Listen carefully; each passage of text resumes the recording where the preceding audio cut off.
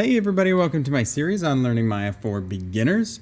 Today we're talking all about extrusions. The extrude tool is so helpful and honestly probably necessary for creating good models. So I've created a few objects here to kind of illustrate what you can do with extrusions. So I'm just going to frame this one up here and I'll select a face.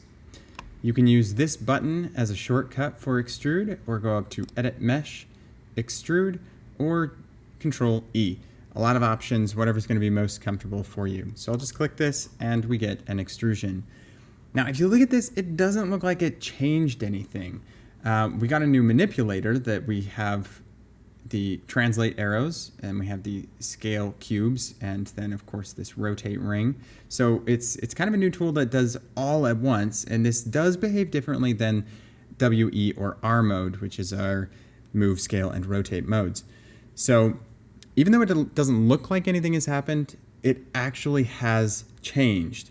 We now have a new piece of geometry, some new edges that are directly on top of the face that we originally selected.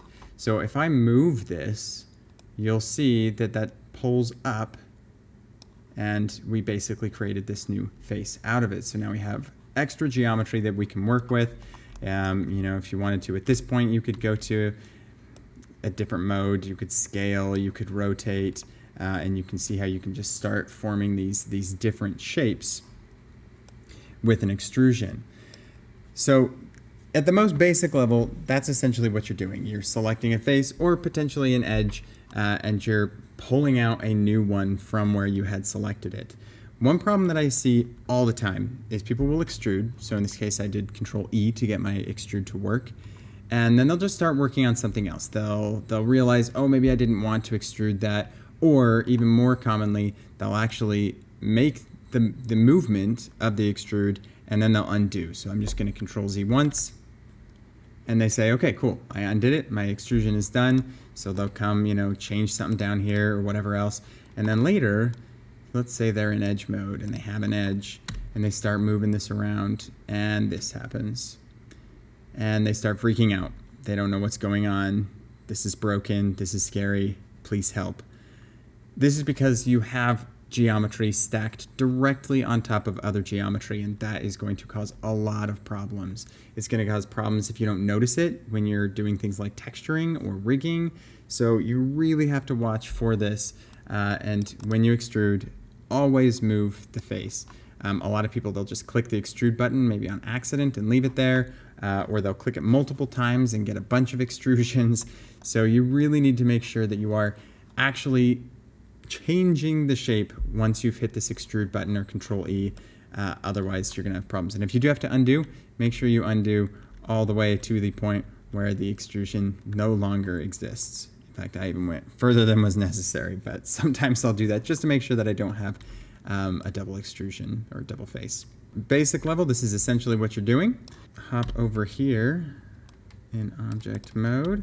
Essentially what I want to show off is that you can extrude multiple faces at the same time, and that's really nice too. So I'm going to select two faces on opposite sides, do an extrusion, and you'll see if I grab this blue arrow and pull on it, I kind of get this mirrored result where they're both going to pull outward.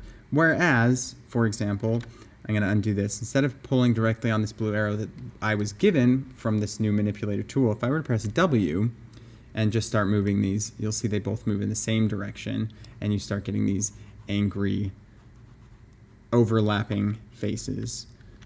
Let's see, have I gone far enough? Let's just do an extrusion, grab this. Okay, same is true if I were to extrude these forward. And now I want to look at kind of the scale options. So I could scale these both inward, and you're going to see they'll both react as if they're being scaled individually, whereas if I were to press R and use this scale, they'll behave much differently.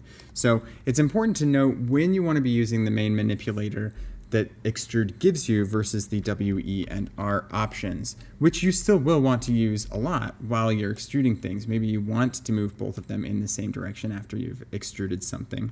Just some stuff to think about as you're doing this, but you can't extrude multiple faces. So I'm going to hop over here and we're going to extrude a group of faces. So let's just do a group like this. So if I extrude these, move this around so I can pull on this blue option. By default, these will stay together. So that means they're going to clump together like this. They're not going to separate, and they'll move together. But if you notice, we have some tool options that automatically pop up. And we'll kind of look at some of these in just a second. We've only been moving things around, and a lot of these do similar things. But this bottom one, keep faces together, if I click and drag on these words, I can switch this to on or off. And you'll see as I change this to off, these completely separate. So it's almost as if I had grabbed each of them individually, done an extrusion, grabbed the next one, done an extrusion, grabbed the next one, done an extrusion. So sometimes this is very helpful. For example, let's just hop over to another sphere here. This is not a sphere, this is a cube. This is what happens when you use 3D software too much. I start calling cubes and squares the same thing and circles and spheres the same thing. It's a mess. So if I were to just select these faces, not the top or the bottom, and extrude these, you'll see that by default, with keep faces together on, this is the result I get. But with a quick change to turning that off, this is the result I get. So this way I can very easily, get this kind of plus sign shape. And then I could keep editing this object if I wanted to. Maybe I want to squish this down, and then I'll eventually bevel some edges and make this like a D-pad on a controller or something.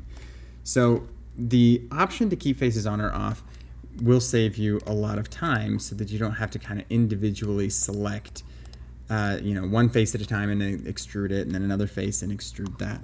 When you're using this extrude tool, let's just extrude this one here. If I've done an extrusion on this face, just so you can see what these others kind of do here, thickness is just going to determine how far away from this default face this will go. So there's 1 unit. I can kind of keep going. So this does something similar to moving this with the move tool. If I switch to offset, okay, it's going to kind of change the offset here.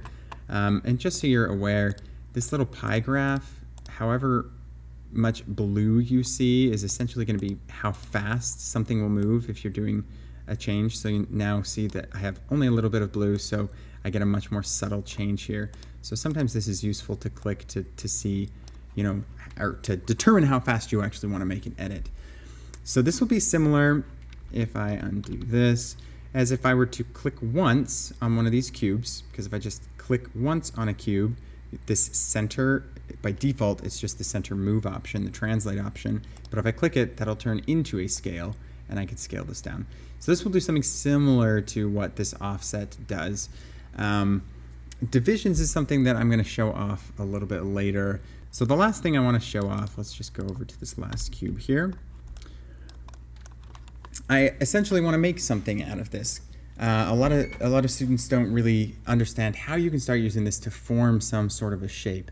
So nothing complex here, but if I were wanting to make a box, okay, just a simple box, hollowed out, a lot of students might think, okay, well, let's just take this face and we'll delete it. And that doesn't really do what you want it to do. These black faces, these are kind of the reverse opposite side of the main face. And the way I like to think of any face like this is they're just paper thin, even thinner than paper. They don't have any thickness at all to define them. And if we have a box, if we think of something like a cardboard box, or maybe it's a wooden box that someone created, they have an actual thickness. So these edges, right now, just picture these as like razor sharp, because that's how thin these are considered to be. So I'm going to undo this, and let's just do an extrusion. So I'm going to extrude. In this case, I'll just click once on one of these so that I can scale this down. And maybe that's what I determine my thickness of the box is going to be. Maybe it's a cardboard box and it's pretty thin. If it was a wooden box, maybe I'd go, a little bit thicker, so it's got some thickness to it. But once I have this, a lot of students then think, okay, let's just move this down. And this does kind of work, but you're getting a slope in this face instead of a thickness. So it's still going to be really kind of sharp at the end and slope downward. And that might be a look that you're going for. Maybe you do just want this to, slightly bow up or down or something like that. But if I do another extrusion, and one convenient way to do a tool that I have already used before to reuse a tool is to just press G. So instead of Control E every time, I could just hit G. This will do another extrusion, and then I can move this down. Sometimes I like to hop to my 4 views so I can kind of see how far down I can push this before it's going to start breaking through the bottom. You don't want to do that. And just like that, I have a very simple box. And from here, of course, you can edit this box to your heart's delight. Hop over to vertex mode, select these, move these around. Okay, make it more like a litter box. You can scale these out. Really edit to your heart's content. And at this point, maybe we do more extrusions. Maybe we hop back into a face mode, grab this face down here, extrude, scale this in. Maybe I don't want this to be more of a square. I want to stretch this out. Then we can extrude this again and create. I have no idea what I'm attempting to create at this point, but you get the idea that you can kind of just play around. And you'll see this looks broken right now, but if I extrude again and pull that out, kind of solves it. So you have a lot of freedom to just start creating shapes based on the extrude tool alone. So it's a really good thing to practice. I would get really good and comfortable with this extrude tool. You should be using it all the time, and we will look at some more options to add more geometry for details next time.